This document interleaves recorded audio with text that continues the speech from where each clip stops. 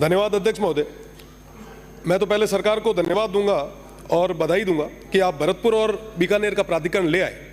मेरा तो एक ही निवेदन है कि अगर आपको लाना ही था तो आप राजभवन के माध्यम से, अध्यादेश के माध्यम से लाए।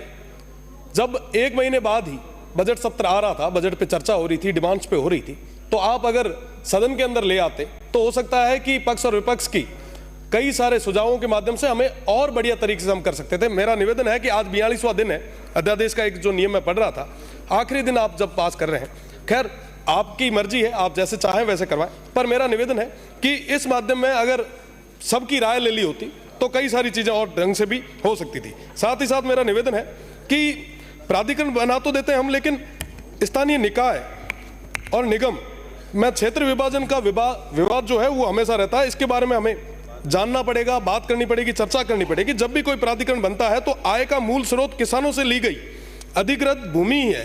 किसानों से ली गई भूमि को बेचकर हम आय अर्जित करते हैं, लेकिन किसान का कोई हिस्सा तो सुनिश्चित होना चाहिए।